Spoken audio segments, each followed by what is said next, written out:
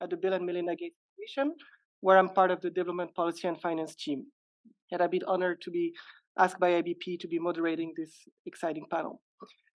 So as usual, you might have seen during the annual meeting, there's a lot of discussions around how to lend more to countries, what this ensuing cycle of debt crisis can look like, and then how to resolve the debt crisis. And it seems to be all over the same cycle. And what we're seeing now very clearly is that debt vulnerabilities are on the rise in countries.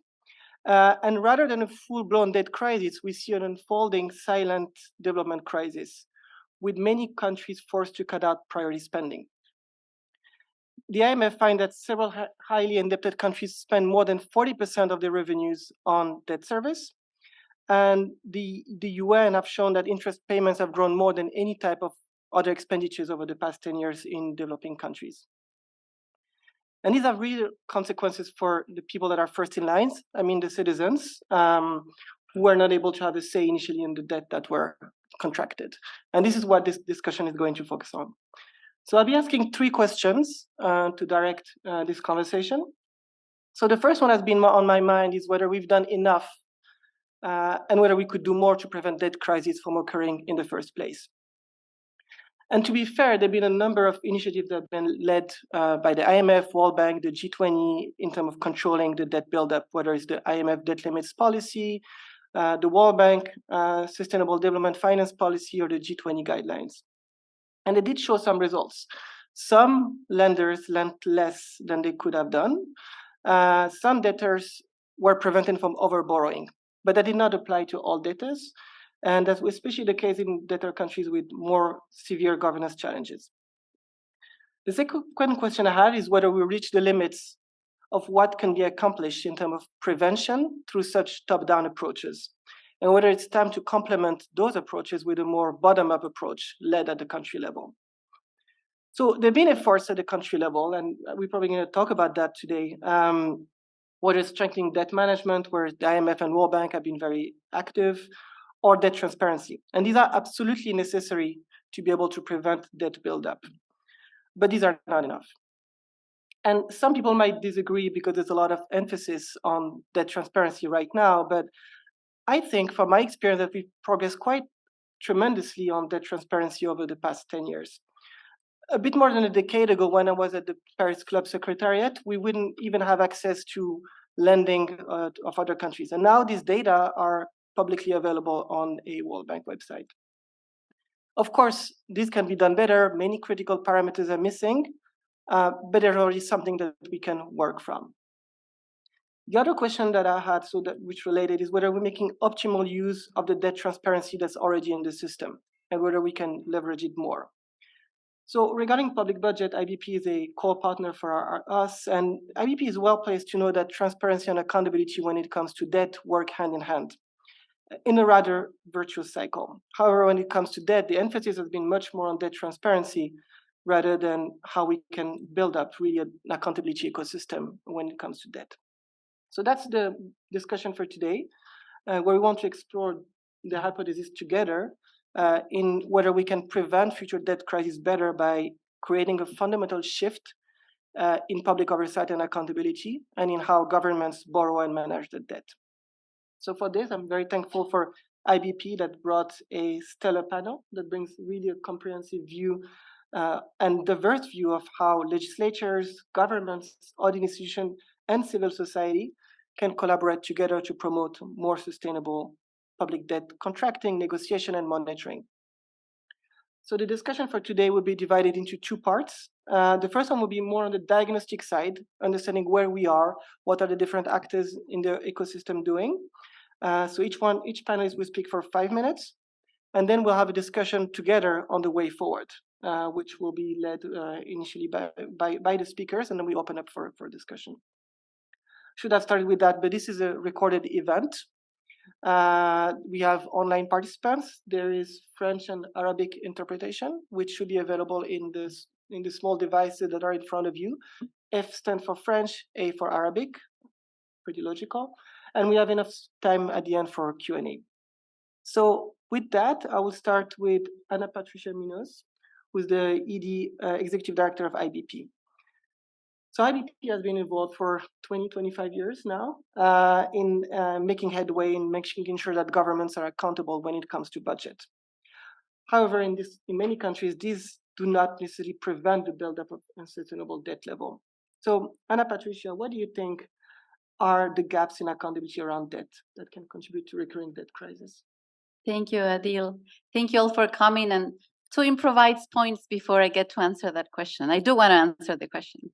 One is un grand merci au Maroc et notre solidarité aux victimes du tremblement de terre. C'est un fantastique pays, une fantastique ville, et j'espère que tout le monde qui est maintenant regardant dans ces pays va être possible de venir ici et visiter le Maroc. Impressionnant. And the second point is I would like to ask for a big round of applause for our all-women panel on a topic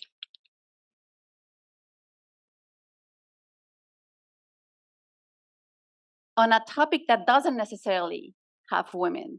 IBP had initiatives on trying to make sure that women are represented in discussions on finance and public finance, and it had not been easy. So very, very honored to be among this stellar panel, as Adil said, including you, Adil, as a stellar member as well.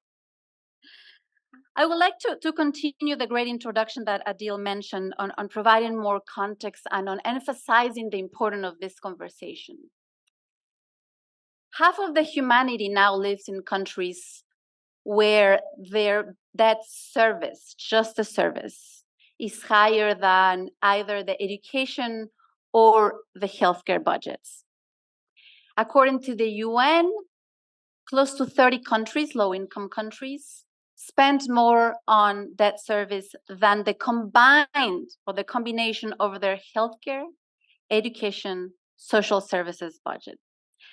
That's the extent of the problem we're talking about. And tackling this problem should be a shared responsibility, whether it's a current crisis or potential crisis, depending on who you ask. This has been building up over time already when the pandemic hit. We have been seeing a new mix of lenders, which makes it more difficult to coordinate efforts to debt restructuring, debt relief. We have seen interest rates increase, and that won't stop in the next few years. So things are about, unfortunately, to get worse. As Adil mentioned, at the International Budget Partnership, for more than 25 years, we've been trying to make sure that public budgets are transparent and also that funds are raised and spent in an equitable manner. And one of our main instruments has been the Open Budget Survey. That survey is now implemented in 120 countries. And unfortunately, of those 120 countries, only 50% share some information about the debt burden, which is the minimum you would like to see. And only 25% provide some information about the long-term fiscal sustainability. We've also found that there's a correlation between countries that are in financial debt distress or likelihood to be in debt distress and on the scores on the debt transparency questions. Of course, correlation is not causation, but we see there a combination of ingredients that is not ideal. Now, in this context, what we've also seen at the same time, and you see in the title of this event that this is a déjà vu, and will be again if we don't think differently about this problem. And part of the hypothesis, I guess, that we are bringing, that's why we're bringing all of us together, is that although there's a very valuable and important initiatives at the international level, there hasn't been that much attention at accountability at the local level, at the domestic level. This framing that Adil made about more a top-down approach than a bottom-up approach. 1 minute, including my 2 remarks in the beginning, that counts? Okay. The applause, take out the applause from there. So this is even more concerning when we see that debt management, in many cases, is not part of the scrutiny because it's not part of the public finance discussion and management system. And at IBP, we've been working for so many years to make sure that there's more transparency. in the public finance management, but sometimes the debt management cycle is separate from that, so that's a problem. But we also recognize and have evolved at IBP, and that's what Adil was saying. We've come from building a field of civil society organizations that technically can address and analyze budgets, to moving from transparency to accountability, then to moving to, well, and does that change people's lives? How do we have that bridge? It's all about making sure that people who have been systematically marginalized by public policies are part of the conversation. And we have seen it happen in fields that seemed very technical, in procurement systems, in healthcare systems, in sanitation systems. And so we want to bring that evolution that IBP has had to this debt conversation. That's the third leg that we have not been involved as heavily as we wished. We're working on revenues, on expenditures. Now we want to bring the conversation to the debt. My time is up, but just to say that we have more questions than answers. And when the questions are hard and the challenges are important, that is when we are all needed. And so I welcome very much the support that we've been given to start this process, and looking forward to this stellar panel. Thank you. Thank you so much, Ana Patricia. I'll turn over to Patience Oniha now, who's the Director General of the Nigeria Debt Management Office. Thank you so much for joining us. So Nigeria has been making efforts to institutionalize transparency when it comes to debt and accountability as well. Could you say a few words about the steps that Nigeria has taken on that front over the past couple of years? Okay, thank you very much, and thank you for inviting me to speak. So the first thing I'd like to say is that public debt management in Nigeria is very well legislated.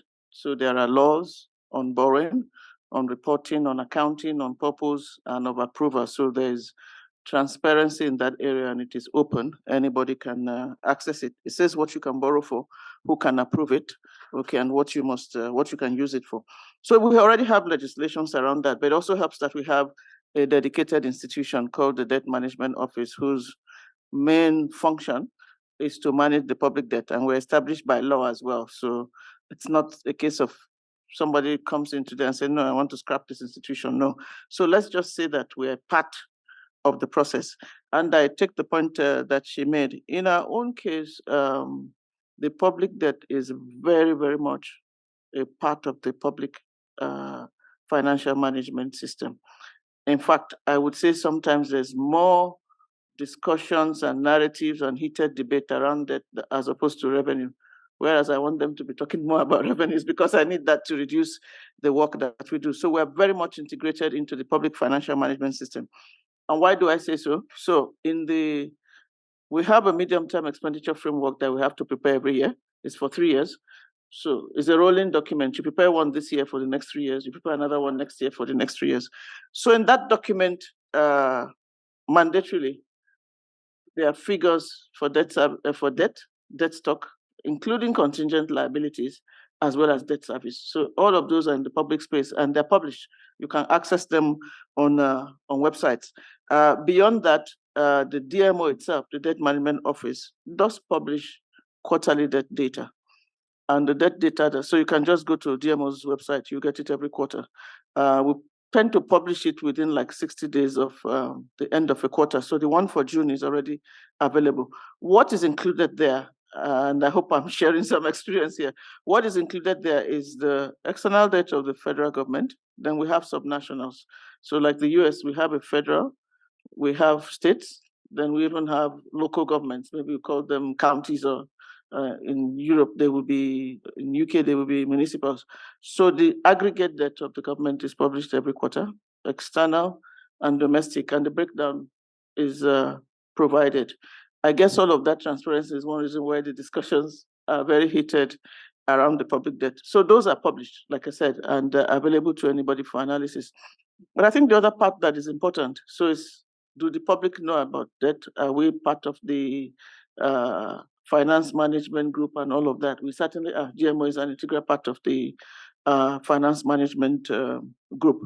On top of that, I should say that in the budget process, we are also engaged. Budgets have the lines for new borrowing and has the lines for debt service, new external borrowing, new domestic borrowing, external debt service, domestic debt service. Each one of them is a line. So to that extent, I think we have moved on significantly on public debt transparency, and we certainly are part. So we're part of the budgetary process and all of that. I think just to quickly add to that, where we had a gap, where the World Bank was sometimes saying Nigeria's debt was not transparent, had to do with, I'm not sure it's a very popular phrase around here, but called ways and means, where the federal government, overdraws its account at its central bank. So we had that, but because debt has a process for approval, and that wasn't done, it wasn't reported in the debt data. But I can certainly say that that approval process has been done publicly. So when the debate is going on borrowing, sometimes it is even televised so the public can see it. And that's why I say there's a lot of heated discussion.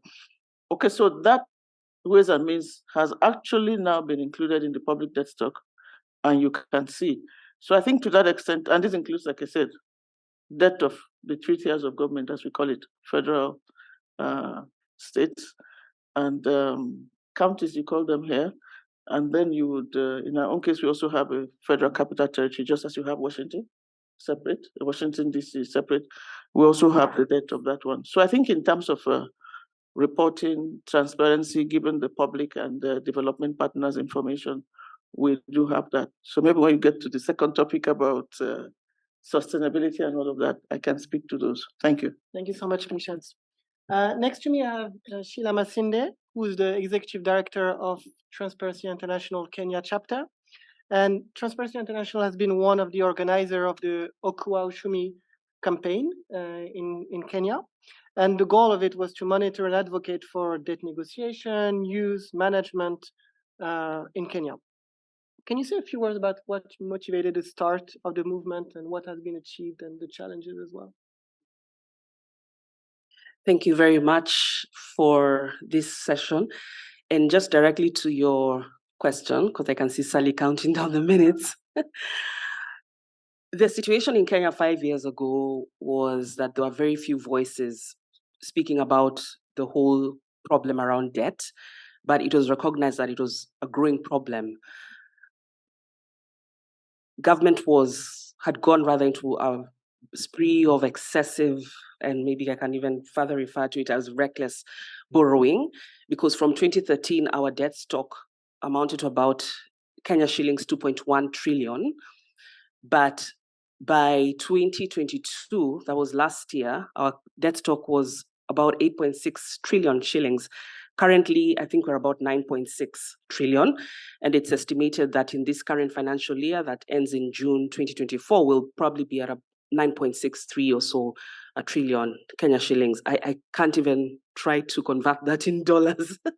But that's quite a huge amount of money. And basically, in terms of our debt repayment, how it looks like is about 63% of ordinary revenue. So for every 100 shillings that we collect in revenue, 63 shillings is supposed to go back to debt repayment. So that obviously means that we have very little money that is being used or that is available for development, and that has really compromised service delivery and even health and outcomes. Or when you look at critical outcomes in education, in health, and water provision, and so on. And so for TI at that point, we started looking and were concerned around the issues around debt transparency, because there was growing concern that even this money that is being borrowed, little of it can be accounted for. Our laws are clear that when we borrow money, it's supposed to be used for development expenditure. But then there's that realization that some of that money was actually being used for recurrent expenditure in terms of just paying government, salaries, allowances, and so on, and other spending. And when you ask questions, you're not able to get this information. And so there's a lot of secrecy in terms of how that money was being used, but even in the process of debt procurement and acquisition. And so we started looking into that aspect. Now, some other organizations, like our convener of the Okuwa Uchumi is the Institute of Social Accountability, wanted to start just unpacking the whole debt issue, because many citizens didn't understand how does it all relate to service delivery. When you talk about debts and you have all these numbers, all these zeros, it can be mind-boggling. And so we try to start bringing home the question of this is what it really means to you. So that's a point where Okoa Uchumi was initiated. Okoa Uchumi basically means we're saving the economy, because at that point we needed to save the economy. So a number of organizations dealing with debt justice, economic justice, human rights, and governance got together, and we started looking at how debt is affected in different perspectives, gender debt, service delivery and debt, the issue of corruption, and so on. And so our convener, that's the Institute of Social Accountability, through our convener, that was in 2020 when we started this coalition, just started engaging a little bit more, particularly in terms of building even civil society capacity to understand the whole issues around debt and accountability from the different perspectives. And so as our capacity was built, we were able to now raise more voices collectively and also as institutions in regard to these issues around debt. And through that, some of these actions, we were even able to influence our political agenda. Last year, we had a transitional election in Kenya, and for many of our leading political parties, the leading presidential candidates, they were hard pressed to actually even explain what are you going to do about the debt issue. So that became a political agenda, and even our current president, when he got into office, that's something that he has had to deal with every day. Well, despite the fact that he has continued to borrow more than what he promised, but we are keeping him in check in regards to that. Kenyans are now talking much more about debt. They understand the implications in regards to higher and unfair taxation, increasing cost of living, inflation, because we're struggling as an economy, but people can now relate it to the issue of debt. And even in terms of civic citizen action, I'll give one example before I end, is, for instance, in one meeting where the IMF was having last year, I think it was an online meeting, Kenyans were so angry and were like, stop giving us money that we can't even account for. And what happened is Kenyans hacked into that meeting, got there, and because they wanted to just present their voices that you're giving us more money, but it's just digging us further into a hole. So that's the level of civic participation that the work that you're doing has been able to drive. Thank you so much, Sheila, for sharing this experience. I'll turn over now to Teresa Ferreros, who's from the Commission on Audit in Philippines, where she oversees issues of debt. So the Commission on Audit in Philippines has also the role of being the chair of the Intosai working group on public debt, and has also been piloting an approach to auditing legal frameworks on debt. So could you say a few words, Teresa, about what the Commission on Audit has learned from the process of auditing the framework for public debt management? Good afternoon, colleagues, guests, and participants. It is an honor for the Commission on Audit of the Philippines to be invited into this event on a very relevant topic globally, which is public debt. So the Philippines, like some other countries, had its share of the debt burden and the struggles. Sometime in the 1980s and 1990s, the Philippines was faced with the risk of debt defaults. It had been in the process of the Paris Club loan rescheduling, and we had also accessed the IMF loan facilities, and there were some government corporations which had to borrow with collaterals. In the late 1980s to the early 1990s, the Commission created several teams to conduct the audit of an inventory of our public debts or our foreign loans, and proceeded to create an office which is tasked to render an audit of the outstanding balance of all foreign loans, including the programs and projects financed by it, and to report the audit results. So, however, with the change in the audit approach now, the assigned auditors or teams in the different government agencies undertake the audit of public debt and the related projects and programs. The audit of debt management was started only in the late decade in participation of the Philippines with the IDI program on the audit of lending and borrowing frameworks. So under that program, we opted to undertake the audit of the legal frameworks because we want to have that certain level of assurance that the appropriate legal frameworks are in place as they are necessary for transparency and accountability in debt management. So in the course of the audit, we found several gaps in legislation, one of which is on the Debt Management Office. While specific laws provided the mandates of the Department of Finance and the Bureau of the Treasury, we didn't find existing legislations or issuances on the organizational structure of a debt management office and its institutional arrangement for debt management. The debt management function was performed by various offices of the Department of Finance and the Bureau of the Treasury, but they have not been clearly structured as a debt management office, identifying which of these offices are to function as the front, middle, and back offices, and as well as the functions, responsibilities, and accountabilities, among others. Second is on the development of a debt management strategy.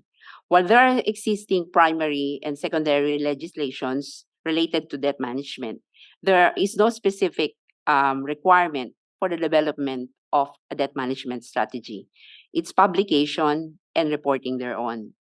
Debt managers claim that there is an informal debt management strategy.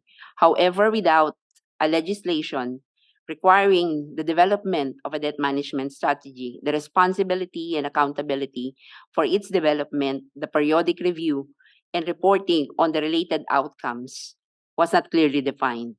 And it will not facilitate the evaluation of the performance and efficiency of the strategy. Another is on the debt management reporting. An annual report specifically on the results of the debt management operations and the outcome of the strategy is not being prepared. An identified cause of the deficiency is the absence of legislation, which clearly requires the reporting on the outcomes of a strategy. Thus, there is no report on the adopted strategies, how the strategies had performed against the debt management objectives, and what is there to inform subsequent planning and decision-making by debt managers and Congress, as well as for the information of the public and all stakeholders. We believe, however, that not only the Philippines is faced with similar situations. Considering the present state of public debt and the looming risk of another debt crisis, what then is the major role of size to help lessen the risk and immediately address underlying root causes?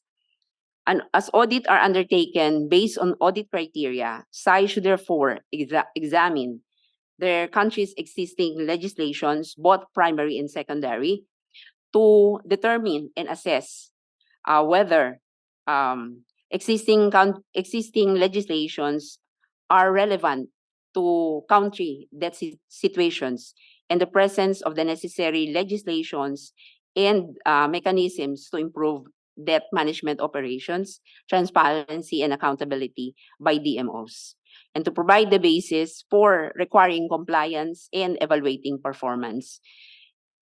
For this case, SAIS can look into the delegation of authority from the Parliament to the Executive, the debt management office structure, institutional arrangements, responsibilities and accountabilities, the debt management objectives, requirements for a debt management strategy and annual borrowing plans, the borrowing purposes, and the debt reporting obligations. A robust legal framework is critical to effective debt management, given the centrality of law for public debt.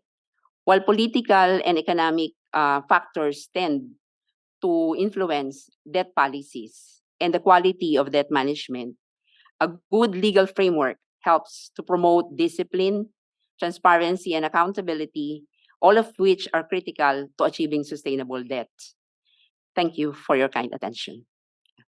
Thank you so much, Teresa, for those remarks.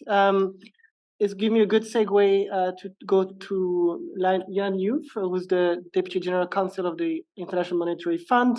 We've been talking a lot about legal frameworks, but also I think about debt management, which we mentioned a few times. And the IMF has recently put out a paper making the case for public debt transparency.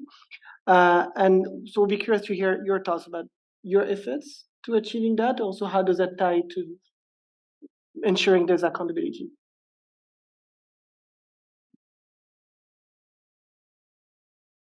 Okay, this is yeah, okay. Thank you, Adil. Really, let me first thank IBP for organizing this very timely and important event. And it's really a great pleasure to join this distinguished panel. So I'm going to focus my intervention on transparency, which is a really important element to enable accountability. We all know in the area of public debt management, many powers are delegated to public authorities. For example, Ministry of Finance, Public Debt Management Office, and in the case of investment project lending, managers of SOEs and local government.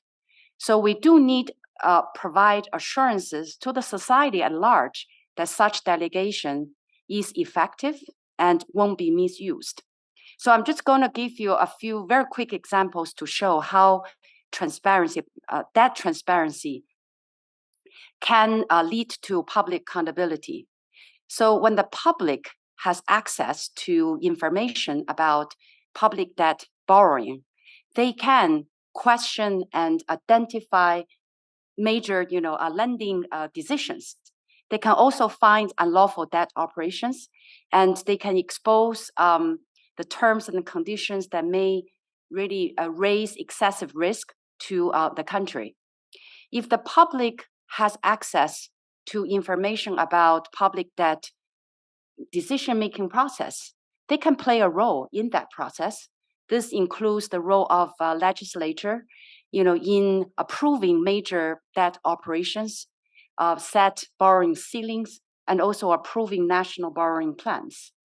If the public has access to public information about effectiveness or performance of the public debt management, then they can really assess the effectiveness of the government's action and also hold public officials accountable.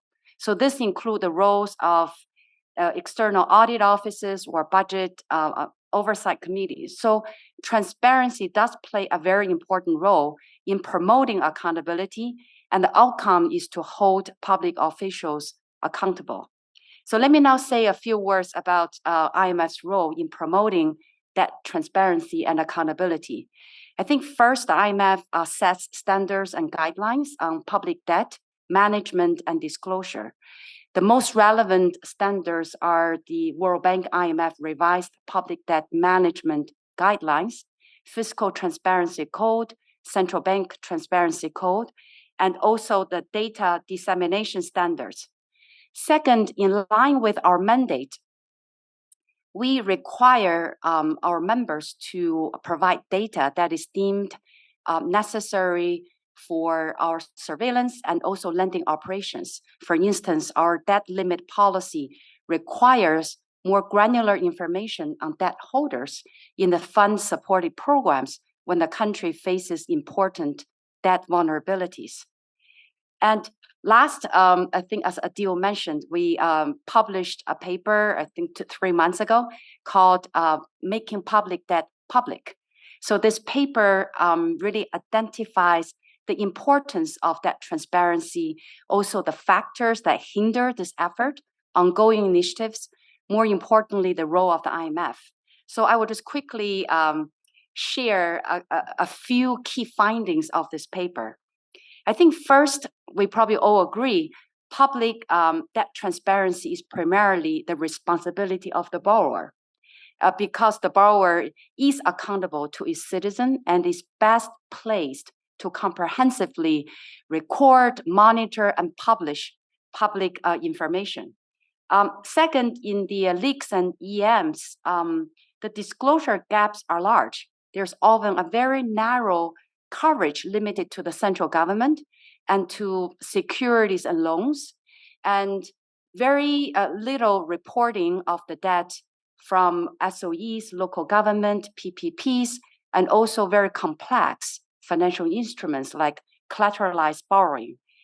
And The third is that such gaps are often due to the inadequate legal frameworks, ranging from the narrow definition of public debt to inadequate reporting and disclosure requirements. So in this regard, we're about to publish another paper that reviews the debt-related legislation across 60 jurisdictions, really trying to identify the critical gaps in the legal framework that hinder debt transparency. Finally, our finding is that many countries face significant capacity constraints, ranging from limited resources to weak information systems, and often a fragmented institutional arrangements within the country on debt management. So I think I will park the part on recommendations for going forward to the next session. But I really want to say that I think the public sector, the civil society, I think the other association at IFI, we all have done a lot of work, but more work is really need to be done. I think we really need to join forces, really to push forward that transparency and accountability. So I look forward to our, very fruitful exchange of views. Thank you so much, Jan, for the remarks. And every panelist, I think they all deserve a round of applause for sticking to the time, but also making very, very excellent points. One thing that is striking for me is that it seems everyone is going to the same direction on transparency with the hope of ensuring there's more accountability. And the question is, how do they gel together? How do they coordinate? What's the feedback loop between the different actors? There is one view where you strengthen transparency and then magically accountability happens. But maybe there's something more that can be done. Of course, transparency is a prerequisite, but what's the magical ingredient? So that's what Anna Patricia is going to say a few words about. I know she's been thinking hard with her team in terms of what can be a way to strengthen debt accountability. So turn it over to you for a short presentation. A quick presentation of the thinking that has been going into this, and more importantly on the reactions that we're going to get from the panelists, but no magic so far. We'll see if in a few months. So yeah, quick presentation, just with the idea of focusing on what can be done, and as I said in the beginning, being very honest that we may have more questions and answers. The first question, I guess, is what's the difference between transparency and accountability, right? Is it enough, as Adil said, to provide data, to publish data, regardless of the format? And even if it's in a format that's accessible, then who uses that? Accountability is going a lot of steps further than that. Is then what for? And in the case of debt, it's not just about the kind of debt, the terms of the debt, but what is the debt used for? And I think there's a lot of windows of opportunity where several stakeholders should be part of this process, and that domestic part is important. So when we were framing this question, we thought this should have at least 3 different components, if you will. One is that it should be country-led, so domestic accountability, in addition of all the international efforts.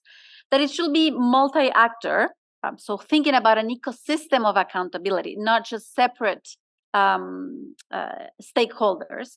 And then that this accountability should strengthen institutions, but also should bring civil society together. So very quickly on the presentation, how has this approach been put into practice? The first thing is that we needed to recognize what we didn't know. And we're just starting a scoping paper, and we're working very closely with DFI. Matthew Martin is here. He's going to share some thinking about what they've been finding so far. So they've been working really hard at looking at what's been happening and speaking with 25 stakeholders, doing a desk review on what do we need to know to then take action. And so this scoping methodology, and we can move forward, it may seem obvious, but the part of this magic will be to look, we can move on, to look both at the supply and the demand side. And many of the findings, preliminary findings, I guess, are confirming what the questions we had in the beginning, but I still think it's important to emphasize. So on the supply side, many times the efforts to increase transparency are related to demands from the international financial institutions or from donors or from other actors that actually are not in the country. And therefore, the information that is available is targeted to that audience, if you will. Many times, and this is an example, I think it's a very nice illustration of what is happening on the ground, and it's an example of Uruguay, where you can see that reports in English and not in Spanish. And those who don't know, Uruguay is a country in Latin America, and I don't think English is the main language in Uruguay. But you know, it's funny, but it's not. It's sad that one of the main documents is not available and accessible to the public. So this connection between the information that is published and the purpose is still very much, although with some exceptions, the rule. And then on the demand side, you can see there some of the actors that we think are important to take into account. We've heard a little bit about that already this afternoon, but we think that this should be an approach that brings them together, maybe close to a coalition, if you will, but at the minimum, a multi-stakeholder approach. So having the supply and the demand side together is very important. Now, I've shared already a little bit about the early findings. On the demand side, unfortunately, when there has been efforts to request information, the early findings confirm that this, unfortunately, mostly happens when crises are coming. We heard already the example from Sheila that unfortunately isn't driving things that hopefully are going to be more permanent. So crisis triggering the request of information that doesn't necessarily then deepen more longer-term discussions and solutions. At IBP, we found that when you bring civil society together, not only technical groups, but social movements and community-based organizations, you can find not only a request and a demand for more accountability, but also find where are the bottlenecks and where we could find solutions. So that's confirming again what's been happening on the ground. So then what to do with all of this? The team and Matthew's going to share a little bit about the experience that they found in Vietnam of things that have potential of working on the ground, and that can be very much adapted to other circumstances. So what we've heard also from the researchers is that just by the fact that they've been interviewing stakeholders from international financial institutions, from the OECD, from the governments themselves, that is already triggering some, I guess, positive reactions in that they seem surprised by this new framework, but also opened to making it work on the ground. So how do we shift from this top-down approach to this bottom-out approach, admitting that we need them both? And 4 thoughts to where we can move forward, and just be on the lookout for more when we actually have the final paper or the final scoping paper to be shared with all of you. So because each country has a different context, being able to have a diagnostic tool on where are the gaps may be a first good step. I'm just saying maybe because it needs to be refined and we need still to have lots of conversations, but good to know, if the debt management system is already integrated to the public finance system, then that's done, but what else is lacking, right? If we have a civil society that is engaged, that's great. What about parliament? So, looking at all the ecosystem, I think it's important then to move to the other steps. We've heard already about advocacy and engagement. So data may be available, but what you do with the data is maybe more important than having it on a website. And even more important than having some countries where data is available, but 2 years later. Considering that sometimes, or most of the time, countries get into debt that they're not going to pay themselves. That is then to stay there for future generations. advocacy without capacity development and capacity strengthening without advocacy, may not be complete. So working on that is important as well. And of course, producing knowledge and research and involving research institutions and academia is always going to be an important ingredient on how to move forward. So this is more, a motivation for all of us to think about, is this an important enough proposition so we can work together on a framework or a framing to move this conversation forward? And that's why for everybody who is connected online, you are more than welcome to submit your questions, but also your ideas or examples of how this has worked in other places. For those who are here as well, you can scan the QR code there or go to Menti with the code that you see now on the screen. And feel free to share what you're seeing on the ground, if this sounds like an intriguing idea, and of course, how we can all collaborate in the future. So I'm going to stop there, because more important than this is to hear from the panelists on what they think about both this framing of the question and also about what we can do next. Maybe the last thing I would say is something that was said in a panel yesterday on the debt architecture, which is a debt crisis is a development crisis. And I think if we think it in that way, it seems just easier to bring other people to the table. So we can have the SDGs, but if we have still the debt problem or the debt crisis, we want to achieve them. That's just a fact. So with that, looking forward to hearing reactions. Wonderful. Thank you so much, Ana Patricia. So we have about 40 minutes ahead of us, which will be a discussion together, which will start with the panelists that I have here, thinking about the framing that Ana Patricia has put together, but also their recommendation on how to strengthen accountability, going beyond transparency in terms of how to shift the thinking. So I'll go in the same order as we started initially. So patience, if you don't mind kicking us off. Okay, thank you very much. That was extremely useful, and I think it can serve as a draft that we can all make inputs to, and then we would frame it. But I think more than that, there are fundamental issues to address regarding debt and debt becoming a burden, and governments spending the bulk of their revenues on debt service, and there isn't much left. I say so because there are arrangements in place, there are standards, the IMF, they've invested so much in capacity building and processes. But here we are after 2006, almost like back to where we were before. So something is clearly wrong, and I think that's what we need to face very squarely.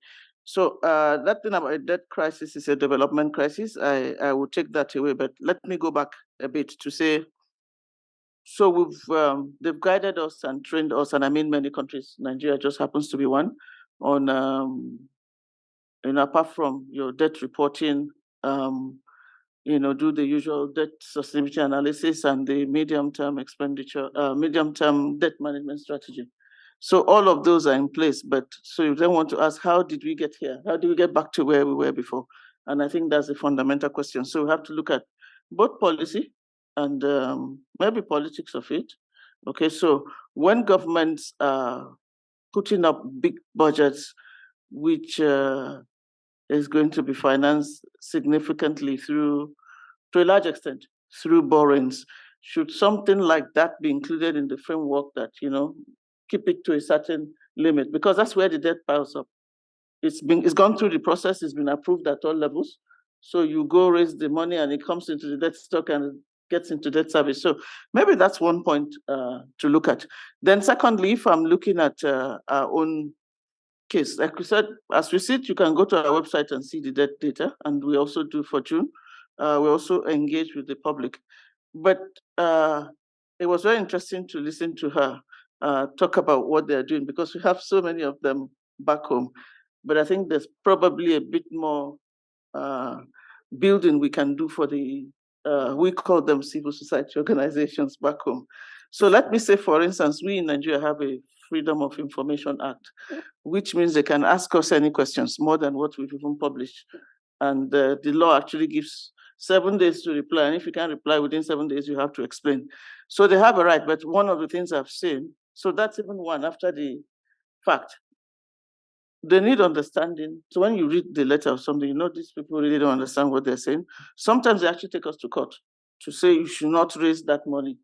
Okay, so that's what I'm saying. There's more. There's something more that has to be done beyond the rule book that we have. It hasn't really taken us to where we thought we would be. So some actually take us to court.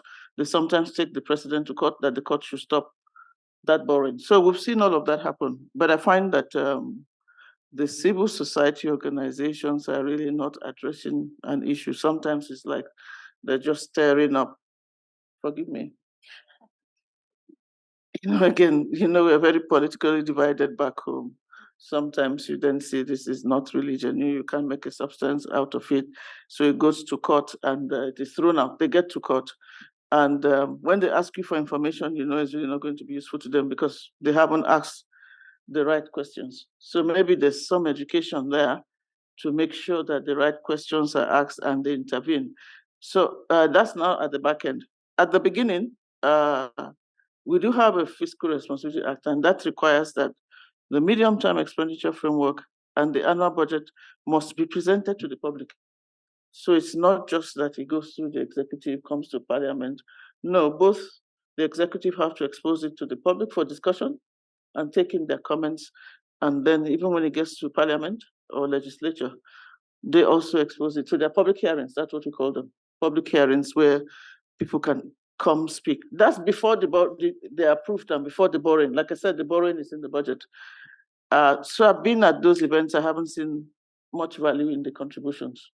So I think I would say that there's some need for education and to understand what it is. So I can assure you that back home is almost like, okay, you must not borrow. They don't realize that the US is borrowed. You know what I'm saying? They borrow.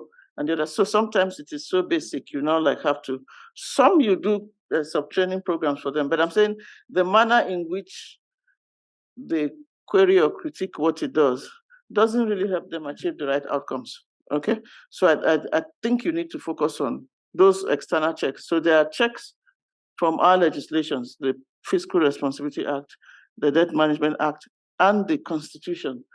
So why are we where we are? And we're doing all the things in the rule book of the World Bank and IMF. So there's more. And like I said, one of which I can see is enlightening those people.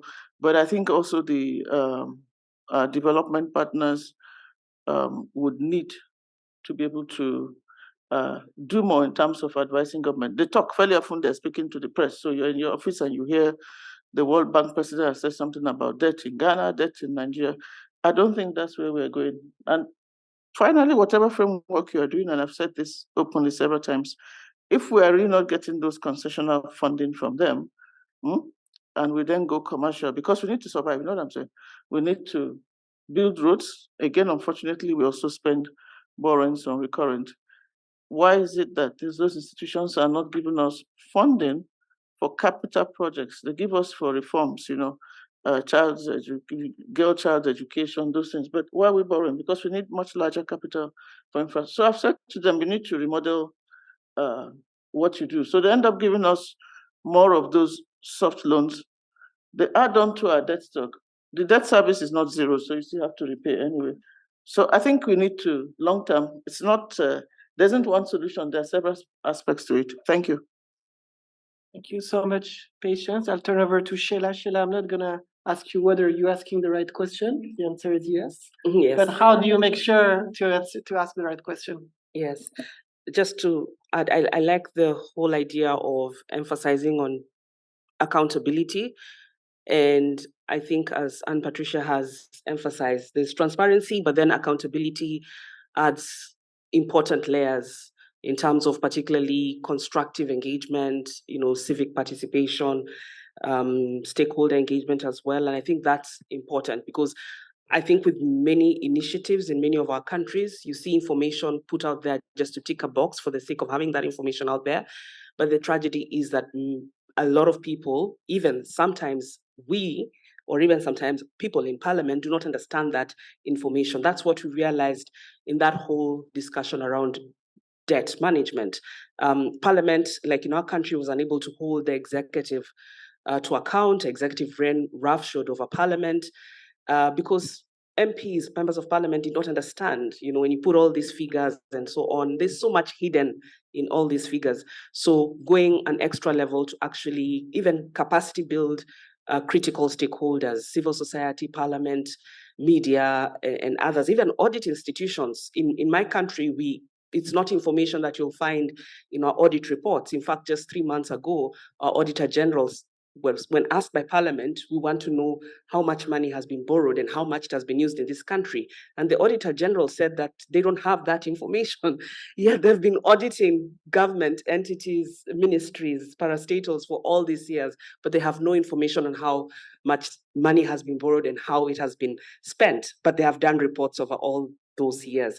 So it's clearly a question around capacity. So how do we enhance capacity? I like the whole idea of, that bottom-up approach.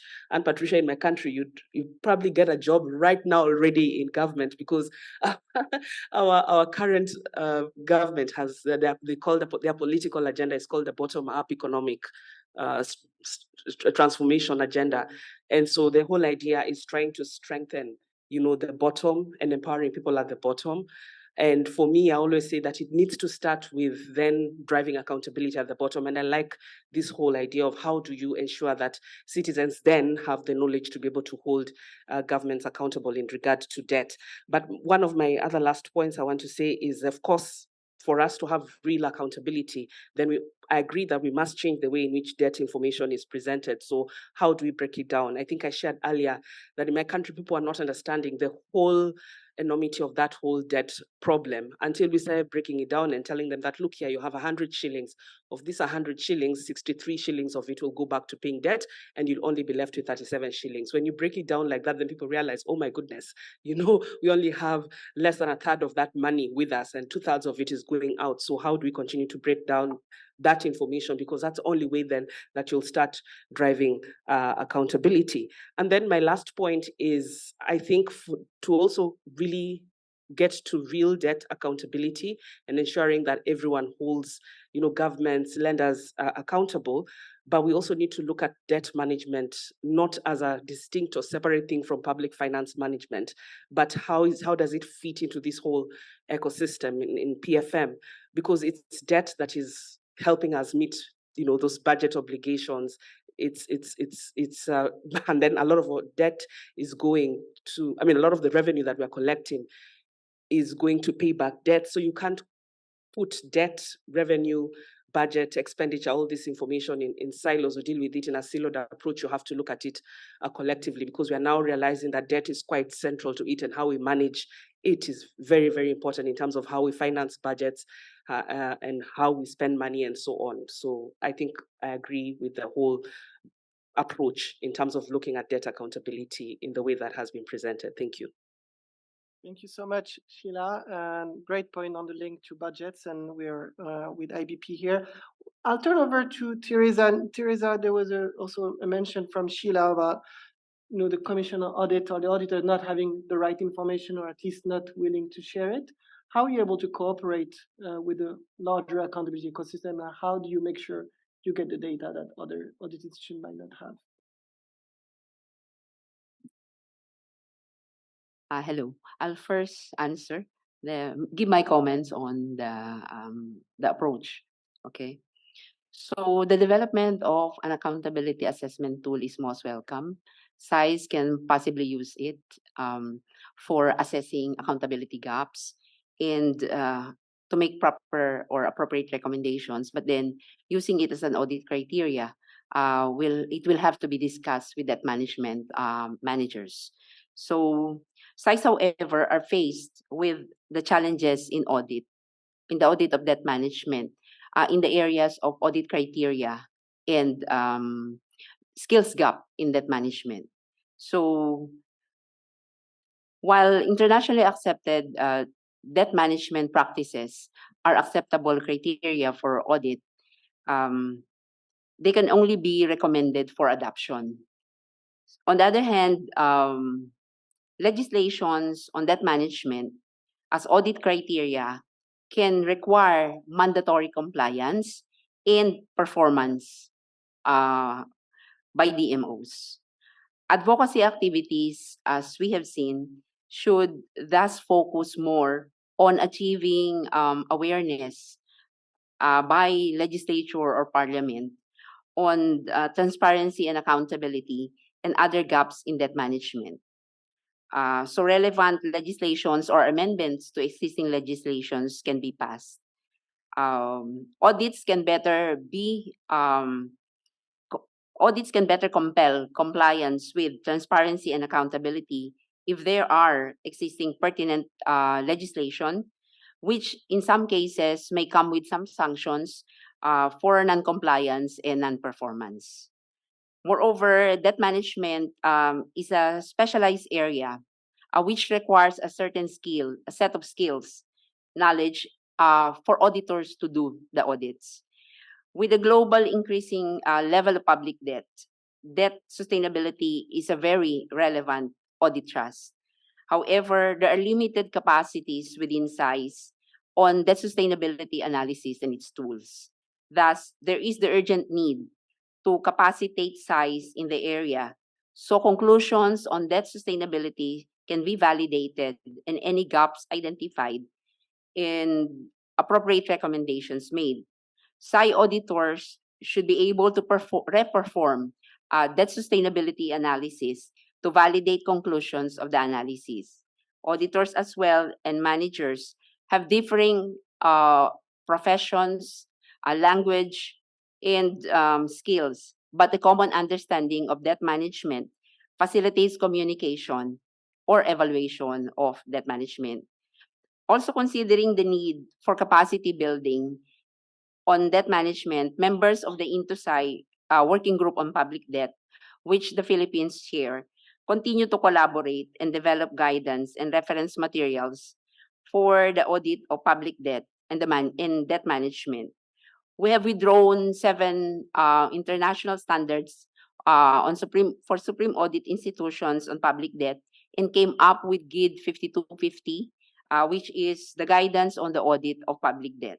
We have collaborated and co-branded with the INTUSAI Development Initiative, an audit of public debt management, a handbook for Supreme Audit institutions. And for which we are going to do a light touch review now for some current updates. So currently there are 3 reference materials developed by project teams composed of various SAIs, which are for final pronouncement by the governing board of the KSC of the INTUSAI in a meeting in November. So that is one is on understanding public debt and authorization and contracting and legal frameworks of different countries. Guidance or reference materials under development are published published for comment and inputs in the websites of the webpage of the Working Group on Public Debt in the INTUSAI KSC community portal. So if you may wish to look, you can provide your comments and inputs, and that will be most welcome by the project teams. So in previous years, we had also been having capacity building with the IMF and World Bank, and we continue to collaborate. Thank you. Thank you so much, Teresa. Now, the last remark from the panel from Jan before we open up for discussion. Yeah, Jan, if you can share a bit of your recommendation on moving from transparency to accountability. Thank you. You hear me?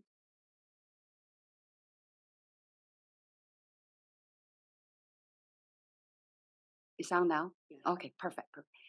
Perhaps before I get to sort of the next steps, what more we should do, I just want to really applaud the IBP's initiative, for the survey and everything. I think this is really an excellent initiative. Since I'm a lawyer, I cannot help myself diving into the definition of that accountability. I think this is very important because you need to define the term correctly in order to collect the right information and also develop, the steps going forward. So maybe I'll just make 2 comments on the definition. I do think it includes all critical elements. But my first comment is really on the, I took the note, stakeholders' requirements for debt-related information. I think providing stakeholder with the information they require or ask for can be probably a bit more complex than the definition allows, because different stakeholders would need different information, different types of information, and also the level of granularity would differ. For instance, for policymakers, maybe they find disclosure of aggregate data with some analytical breakdowns sufficient for their, macro policy development. But for IFIs like IMF, for creditors, for the public, we do need to have access to individual debt instruments, including the financial and legal terms, because that really help us to do a more in-depth, risk analysis. And also for the legislatures or the state audit institutions, you may need access to individual debt contract, really to effectively exercise your ex-ante and ex-post control roles. So I do think it probably differ depending on the demand.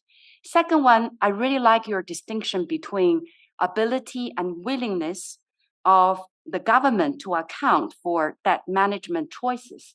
I think that's also very important. I think when we're talking about the ability of the government, this is not limited to just resources, the skill sets, the infrastructure. It also covers very clear legal framework, right? That really defines the responsibilities, that really defines or provides a framework to hold public officials accountable. On the willingness, I think it's also important because in a country where a culture of accountability is not present, you do need to have the willingness of the government to really account for their actions, need to be supported by the legal frameworks, because you really need legally enforceable obligations, on these government officials, really in order to hold them accountable. So for us, from the IMF perspective, when we provide technical assistance to countries, we always advise the country to publish information on their debt management strategy, because that strategy not only lays out the desired composition of that portfolio they wanted to achieve, but also it would describe, the process and also the risk cost, preferences analysis and the project funding requirements. And also at the end of each fiscal year, we also advise them to publish and submit the reports to legislature or supreme audit institutions. So this is all the measures really to support, accountability. So going back to the measures, our paper, this Making Public really identifies 3 initiatives. Not surprisingly, the very first one is really strengthening the domestic legal framework of the debtor countries. We all know laws entrench good practices, and it binds the discretion of policymakers and public debt managers, and also, again, hold officials accountable for their actions. So from our perspective, we will continue to provide technical assistance to the countries. I really like what all of you have said. We do need to fix the roof before it rains. So when you get to the debt crisis, I think all of us actually going to face more problems, more challenges. Second one is to promote the standardization of confidentiality clauses to reduce opaque debt. Here, we at the IMF can play a role similar to the role we played in developing collective action clauses for international sovereign bonds, and also the recent majority voting provisions for syndicate loans. So basically, we'll use our convening power to build consensus among the borrowers, among the creditors, and other stakeholders on the design of a standard confidentiality clauses. And finally, we will continue to support the dissemination of granular public debt, in particular helping countries improve the quality of loan by loan debt disclosure and reconciliation. This can be done through technical assistance, which I already mentioned, and also can be done by imposing conditionality in the context of the IMF lending program. So we can use conditionality to require country authorities to commit to certain actions to put in place not only adequate legal framework, but also really concrete actions to promote or to really deliver, debt transparency. Let me stop here. Wonderful. Thank you so much. I think we can give a big round of applause for all the panelists. We've done an excellent job at sharing diversity of views on the issue. So we're going to open up for discussion, question, comments here from the floor, but also online. So whoever wants to raise their hand, I think there's some mics over here, so we can get started. So there is one person over there.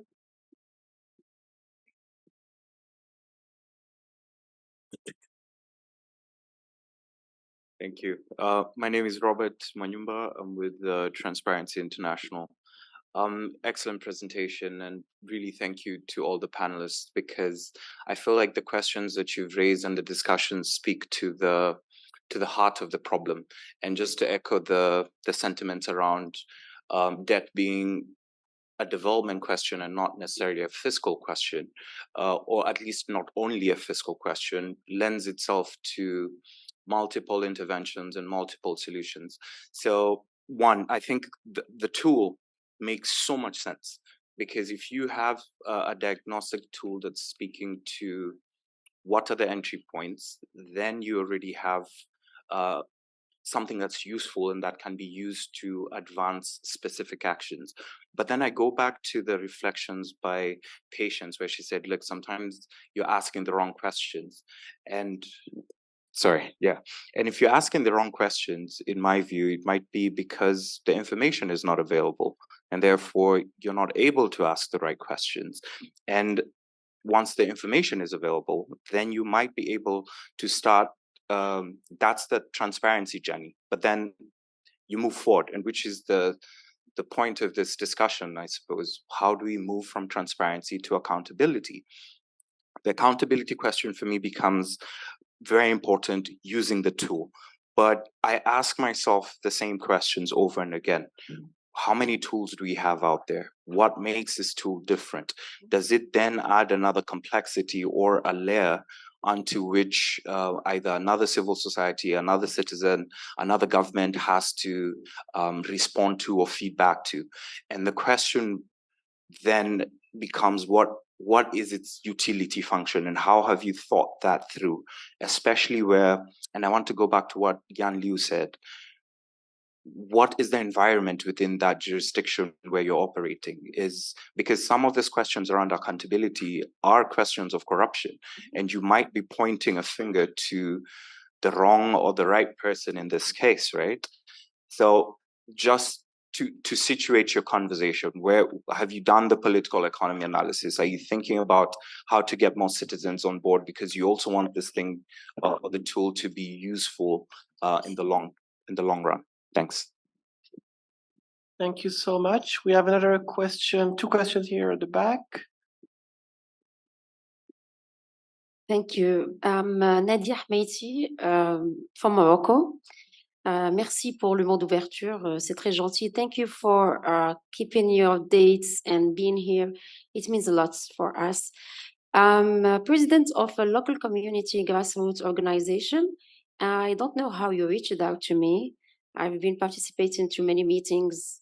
Somebody gave you my email, maybe, because this kind of discourse I'm hearing today it needs and requires a lot of capacity building. And it's something we have begun 2 years ago, because we learned that Morocco will be hosting the annual meetings.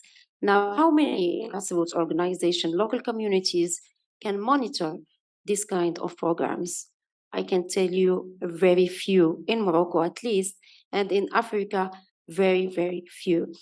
They don't know the technical words They don't know even that they can monitor debt and why the countries have debt and austerity and all these SDRs and all these words. That's strange to them.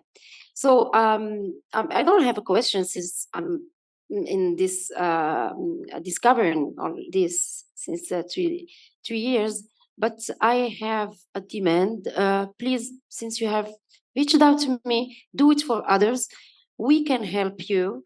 We can help you meeting people who need to know where the money goes, where it comes from, and where it goes, and what impacts it has on the climate justice and the public finance and education and health. And well, we are here to be the point to spread the word and make all the local communities aware of their rights. Thank you. Thank you. I'll stand up so more people can see me. I'm Nishan Dimel from Verite Research, Sri Lanka. We partner with International Budget Partnerships on their global report. I just want to make 3 comments briefly. First, on the question of a standard, what is the information that should be provided? Very important. I just want to say that IMF has a standard for disclosure or bring in certain disclosure requirements during a debt crisis. That's a very good standard to normalize. We found that we can find a great many things about our country's public finance. Sri Lanka is in a debt crisis right now because the IMF has now said, here's the disclosure. So private creditors ask for disclosure, IMF asks for disclosure.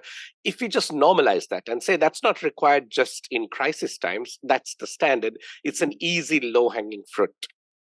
On the second side, I think one of the important things that Sri Lanka has on its Right to Information Act is proactive disclosure.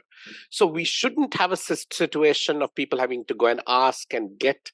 You can actually make much of this a part of a proactive disclosure requirement, which makes a uniform set of well thought through analytical information publicly available. The third thing I want to suggest for government on the accountability side when we came, so, we have a public finance platform where we say the transparency and accountability go together. The government must say what it's doing, but it also must be doing what it's saying.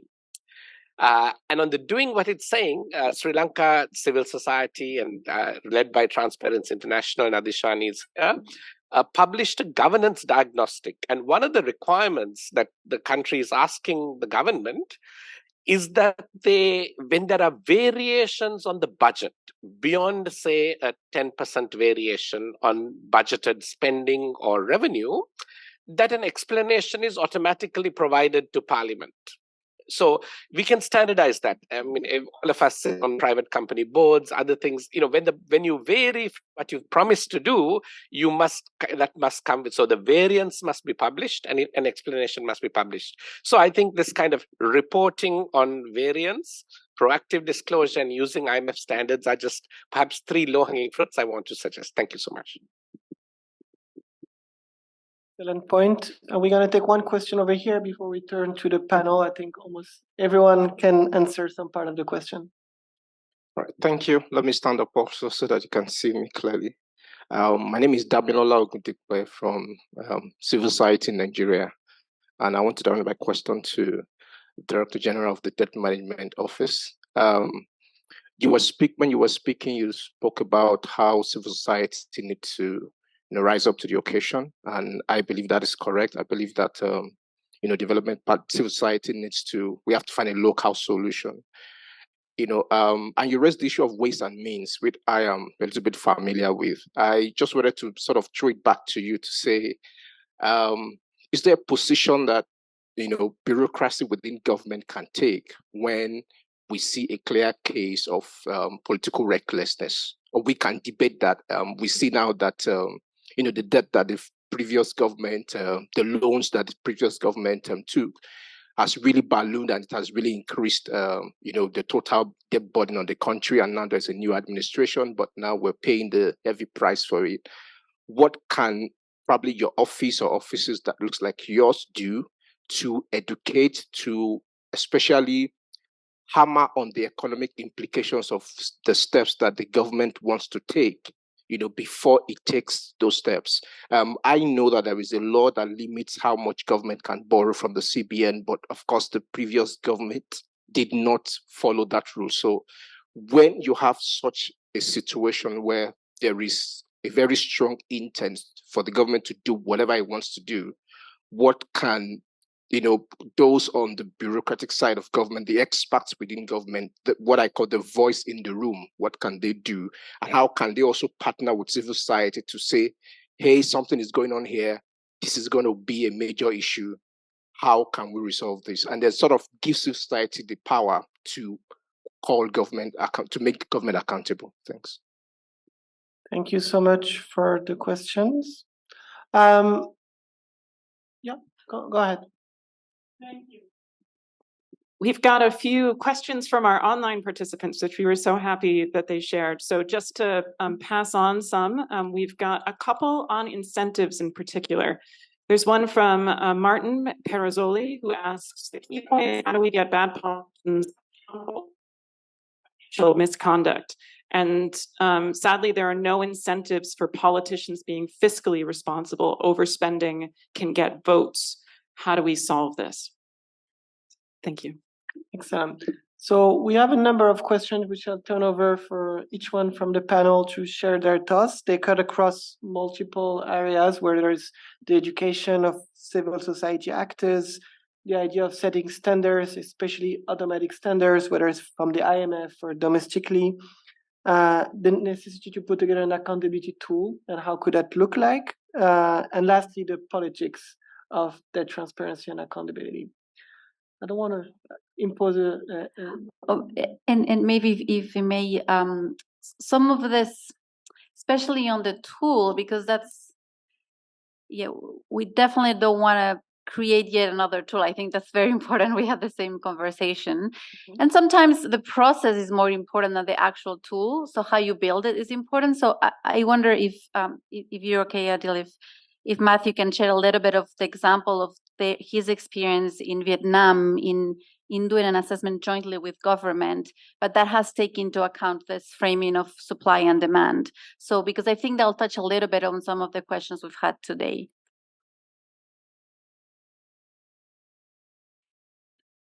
Thank you so much.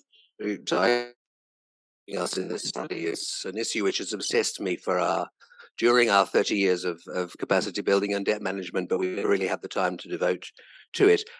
I want to just underline that what we've mainly found so far, we're about halfway through the study, lots of enthusiasm for moving from transparency to accountability, but not very many great practices. And in particular, that the elements of supply and demand that Ana Patricia underlined are often dealt with separately. So there's a bunch of actors who are doing a really good job and who should be funded more to help governments produce information, like Commonwealth Secretariat, UNCTAD, MEFME, YFM, and so on. And then there's a bunch of actors working with parliamentarians and CSOs and doing cases to promote their capacity. So people like AfroDad and LatinDad and so on, and IPU did some work on this area in the past. But they very rarely meet together. And the reason why I wanted to particularly quote the example of Vietnam is that we were involved in bringing them all together. So Vietnam passed a law in 2019 saying that government had to be transparent and accountable, and it's like having a debt strategy presented to Parliament. But they kind of realized that just wasn't going to work because Vietnam is quite an accountable society, even though you might not think about it as one, given that it's sort of a one-party state, etc., but it is. And therefore, they said, we want to all work out what this is supposed to mean in practice. So we were asked to do a workshop of a week where we brought all of the different stakeholders into the room and we put them into two groups, first of all. The supply side, what could you actually produce? And how could you produce it in a way which people would understand? Because things like medium-term debt strategies and debt sustainability analysis, I'm sorry, I've spent a lot of my time building government capacity to do them, but citizens do not understand a single word of them, and nor do parliamentarians. So how do you actually translate that into something which is accessible to people? And then on the other hand, we said to the demand side stakeholders, what is it that you think you want to see and that you would be able then to ask government good questions about? So they worked for 3 days on their own in those groups. Then we brought them together for 2 days. They agreed on about 90% of what they were mutually asking each other, and they agreed to kind of come together in the middle so that you were producing things that were useful to each other. And a lot of agreement on the need for extra capacity building. And, 3-4 years down the road now, we are seeing that about 90% of that has actually been done and that it's having a major impact. So Vietnam was heading for a debt crisis. And what they've done is quite successfully to rein in particularly local government and parastatal borrowing. And they're not heading for a debt crisis anymore. So for me, it's a very salutary, positive example. It's certainly not a silver bullet, and I think accountability on its own is a silver bullet, as Patience pointed out. In the context, accountability can only achieve a certain amount. But I just wanted to underline that and to say that we're certainly not going to recommend a full new tool, as Anna Patricia said. I think what we're thinking is more of an extra bit in the current open budget survey, which can help people work out what accountability would mean on debt. And then just finally, just to say, I think what we're also not going to be suggesting in the report is that there should be some new massive program set up parallel to all these other organizations. That really what should happen is a lot of these existing organizations which work already with these stakeholders and help to represent them should be the ones that are funded to continue this type of work across the world. Thank you. I just want to make a quick response. It's Martin, isn't it? I often hear this said, you must teach government to publish in a way that it's understandable to people, comprehensible. I actually think maybe we shouldn't put our time in that. We should have other civil society and other organizations that can take the data from government and make it understandable to people.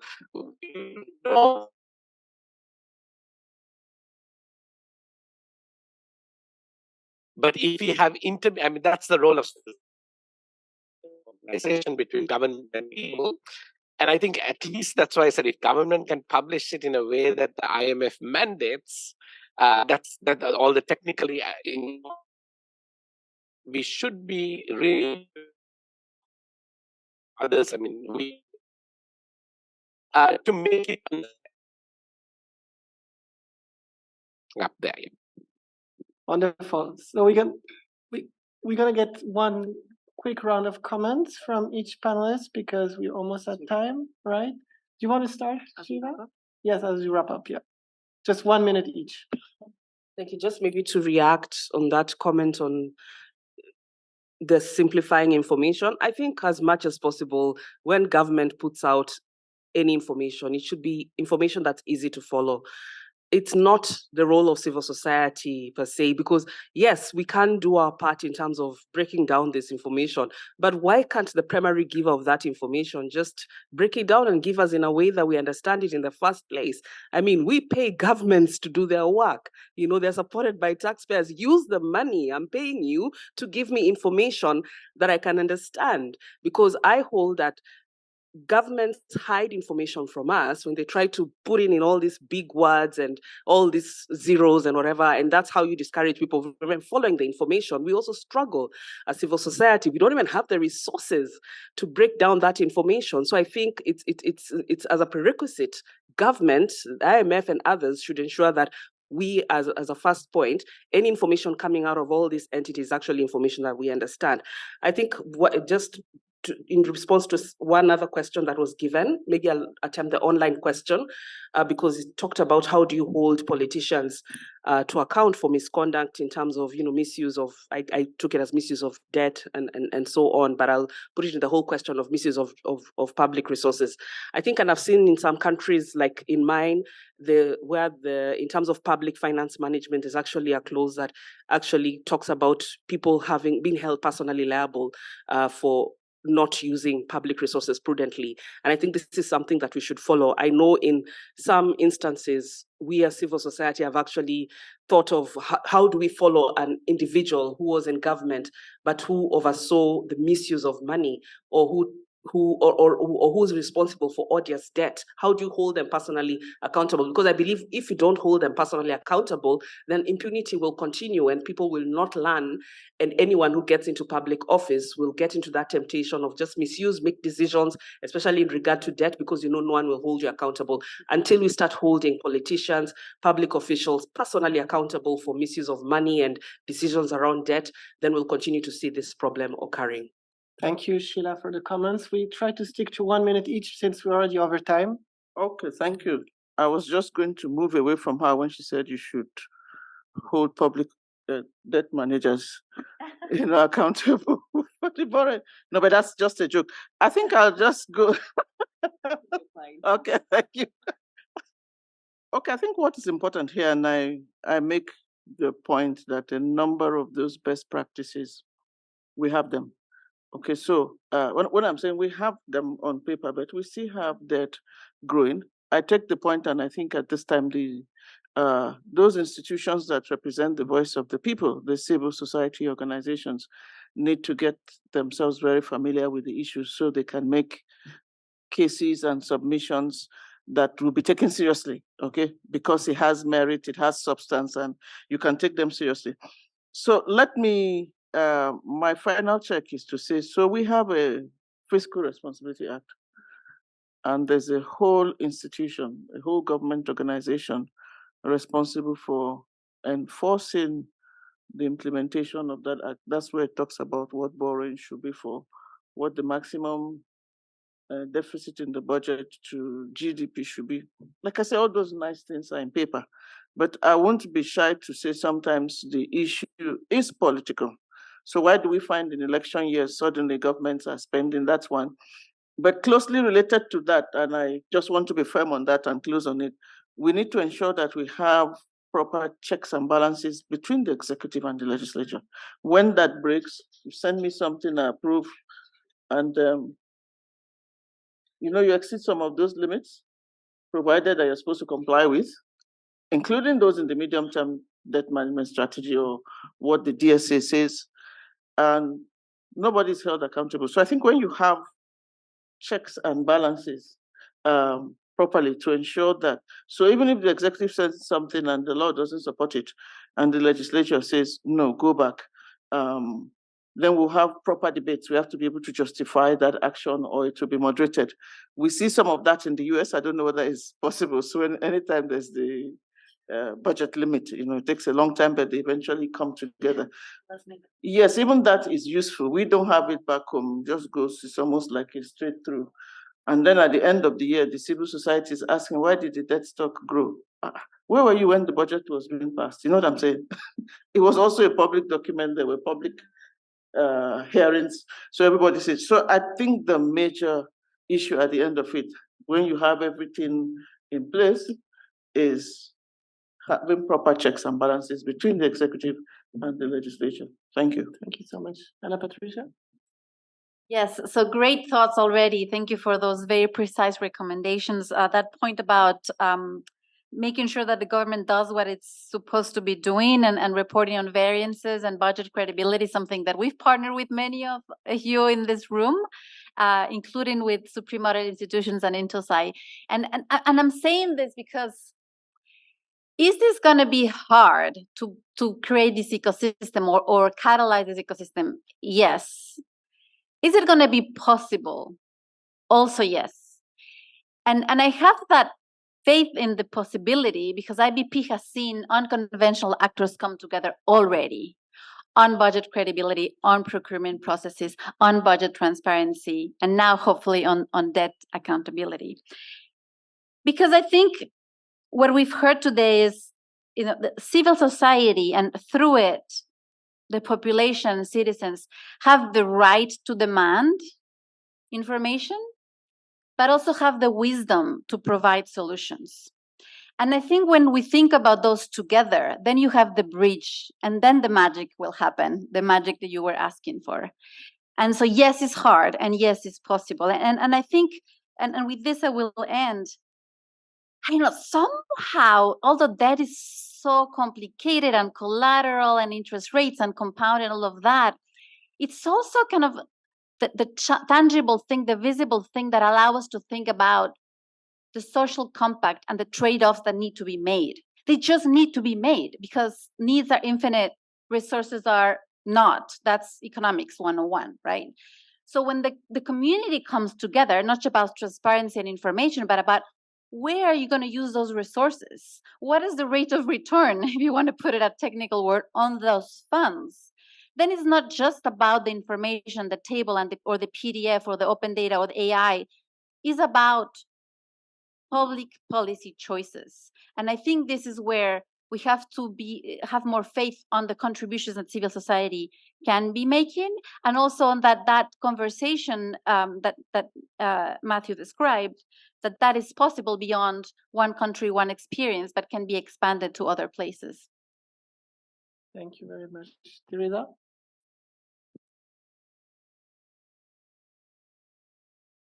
Hello, yeah. I was thinking on the issue on the very technical data regarding public debt. How it can be communicated, to the mass, because it's not that easy really to understand. So I was considering the possibility of data informatics being used for to communicate and make people understand about that data. Actually, we have used that for citizens participatory audit, where we communicate the results of our audit to the masses in terms actually not of pure words, tables, and figures, but in a way that it will be easier for them to understand. We use, drawings, figures, where the data that is necessary, or how, let's say, how or where funds are being used can be communicated to them easily. So I had a personal experience doing that participatory audit for the solid waste project and public health services, and we tested before we issued the data informatics. We tested it with several citizens in a municipality and with the administration. So we tested how much they will understand it, and we got good reviews for that. And even the city administrator and the head of the office was very appreciative of it, and they were saying, I think we can adapt this. So I just know how the level of use that we can probably make use of it for communicating that data. Thank you. And one last comment. Thank you. I have 3 points. First is to respond to the colleague from Sri Lanka. So in the normal times, we already advise countries to provide more granular information on that, including financial legal terms like interest rates, whether you use collateral or not, any special terms that contained. So I think this is also in line with initiatives from, for example, World Bank, the Institute of International Finance. But I do agree with you, we should do more really to push, right, the country authorities to really disclose such information in the normal times. Second one, I think there's the point raised by this gentleman on the political economy. I do think it's quite important for us to understand incentives on both the borrower side and also creditor side for non-transparency, why they're doing that. So I think that really help us to identify really the problem so that we can find solution. On borrower side, maybe somebody mentioned governance, maybe they wanted to divert public fund for personal gain and to get around fiscal rules. So we need to address that issue heads on, right? For the creditor side, same thing, because they may want to get collateral to gain seniority in repayment or avoid reporting requirements in their home countries. So I do think we need to spend a little bit more or dig a little bit more into the incentives for these problems. Finally, I really want to echo what the previous speakers already said.